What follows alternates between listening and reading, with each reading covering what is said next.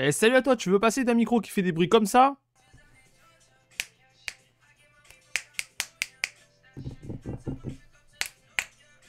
à un micro un petit peu plus silencieux qui fait aucun bruit, plutôt comme celui-là?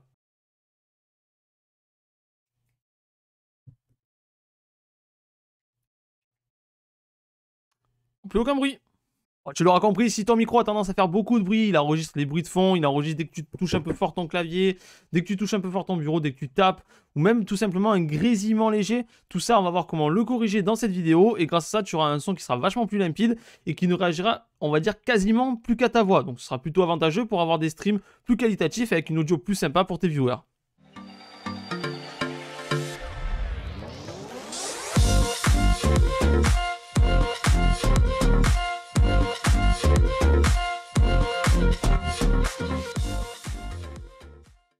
On te l'a sûrement déjà dit, mais l'audio est plus importante que l'image. Dans une vidéo, tu pardonneras facilement quelqu'un qui a une image floue, une image sombre ou une image trop claire. Par contre, tu pardonneras plus difficilement quand le son ne va pas. Un exemple, ça t'est sûrement déjà arrivé de voir quelqu'un qui parlait et que le son de sa voix ne correspondait pas à ce que sa bouche disait. Et tu verras que quand ça arrive, tu ne peux plus décrocher ton regard de ça, tu n'es concentré que sur une seule chose, c'est ça.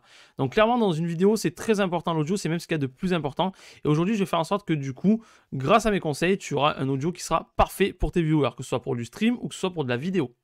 Donc moi je vais vous montrer sur Streamlabs OBS comment faire pour ajouter du coup des filtres à votre micro. C'est ce qui permettra du coup d'arrêter donc des grésillements et d'avoir un son plus qualitatif. Et du coup ça marche également de la même façon pour OBS Studio. Il suffit juste donc de rajouter des filtres. Moi je vais vous montrer aujourd'hui comment faire sur Streamlabs OBS, mais pour faire la même manip du coup sur OBS Studio. A savoir du coup que cette manipulation marche que vous ayez un micro à 300 € ou un micro à 10 €, vous pourrez le faire.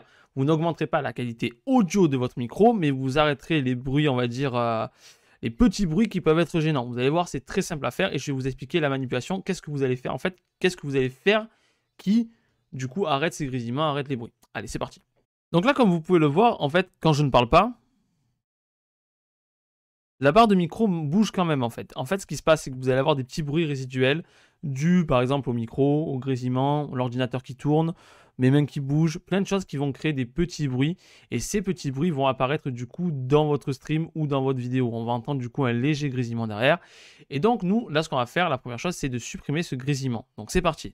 Donc pour le faire, c'est très simple. Il vous suffit d'appuyer sur la roue dentée que vous avez juste ici sur Streamlabs OBS. Vous avez également la même chose sur OBS Studio, la petite roue dentée, vous appuyez dessus et vous choisissez l'option filtre, juste ici. Donc vous cliquez, et là vous allez ajouter un filtre en appuyant sur le plus. Donc là vous allez avoir beaucoup de choses qui apparaissent dans la liste, hop, ouais, il y a plein de choses. Nous, ce qui nous intéresse en premier lieu, ça va être le Noise Gate.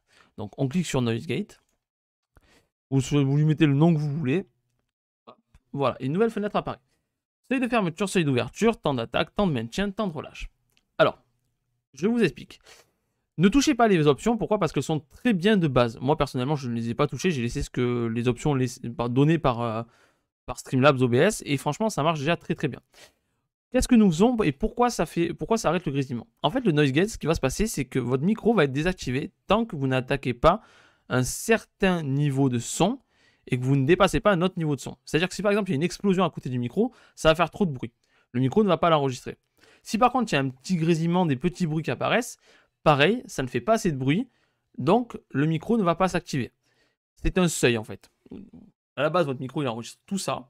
Là, vous faites en sorte qu'il n'enregistre que ça. Au moins, ça élimine les grésillements et les bruits trop forts. C'est assez intéressant. Et grâce à ça, vous avez un micro qui, quand vous ne parlez pas, ne grésille pas, ne fait pas de bruit. Et vous n'avez pas de, on va dire, de petits sons gênants en plus. Vous validez, terminé. Et là, on voit que si on reclique sur notre roue dentée, à côté de filtre, on a un entre parenthèses. Donc, vous avez bien ajouté le noise gate. Et quand on arrête de parler, on voit bien que la barre ne bouge plus. Donc, c'est bon. On a réussi à éliminer les grésillements et les petits bruits. Mais on ne s'arrête pas là, on va rajouter encore un petit filtre, vous allez voir. Allez, avant de te parler du prochain filtre, je vais t'inviter tout simplement à laisser un petit pouce bleu, à t'abonner et à activer la petite cloche pour être tenu au courant des prochaines vidéos, si cette dernière te plaît, bien entendu. Donc maintenant, on va voir du coup un deuxième filtre qui lui va faire en sorte que lorsque vous parlez, il n'y aura pas de bruit derrière vous. Donc je vous explique, tout à l'heure on a fait en sorte d'ouvrir le micro à un certain seuil. Maintenant, rien n'empêche que lorsque vous êtes en train de parler, donc que le micro est ouvert, l'ordinateur enregistre également les petits sons derrière puisque le micro est ouvert. Ça ouvre le micro mais ça ne filtre pas. Nous, ce qu'on va faire, c'est justement rajouter un filtre supplémentaire qui fera en sorte qu'on n'entende que votre voix et pas les sons que l'on peut entendre derrière vous, comme par exemple l'ordinateur, si vous avez la télé qui est allumée dans le salon, ce genre de choses. On n'entendra pas grâce à l'ajout de ce filtre. Donc quand vous parlerez, on n'entendra vraiment que votre voix. Alors comment faire? C'est très simple, encore une fois, vous allez voir. Il vous suffit encore une fois d'appuyer sur cette fameuse roue dentée. Vous ajoutez un filtre une fois de plus. Donc là, la manip reste la même. Si vous l'avez fait la première fois, vous savez le faire. Le petit plus encore une fois. Et cette fois, on va choisir suppression du bruit. Donc quand vous ajoutez une suppression du bruit, donc là vous allez avoir une méthode et un seuil de suppression. Pour le seuil, ne le touchez pas, laissez moins de 30, c'est très bien. Moi c'est ce que j'ai fait et ça marche vraiment super bien. Et donc du coup vous allez avoir deux choix. Du moins sur Streamlabs OBS. Sur OBS Studio je ne me souviens plus, mais je crois que vous avez également les deux choix. Donc soit Speaks, soit RN Noise. Meilleure qualité, utilisation réduite du CPU. Si vous avez un stream qui est déjà limite, c'est-à-dire qu'en gros vous pouvez streamer sur des petits jeux, mais dès que vous passez sur des gros jeux ou autres, le processeur commence à faire la gueule, choisissez plutôt du Speaks.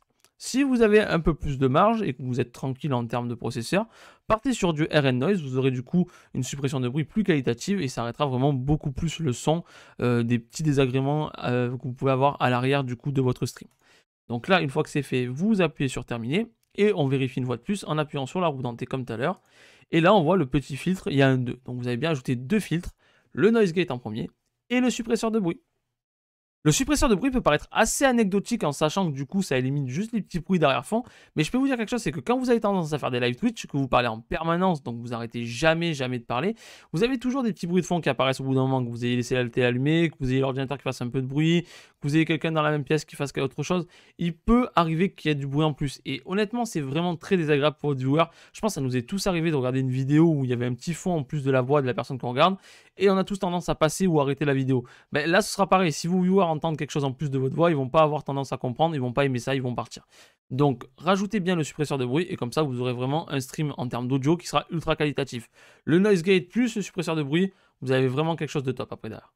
Si vous avez des questions sur l'audio, ben, n'hésitez pas à m'en faire part dans les commentaires, j'essaierai d'y répondre, voire même carrément de faire une autre vidéo sur ça, parce qu'il y a certains trucs que je fais que j'ai pas encore mis dans cette vidéo-là. Je voulais pas faire une vidéo trop longue, je voulais surtout donner des grosses astuces vraiment très importantes dans une vidéo assez courte pour toucher le maximum de monde.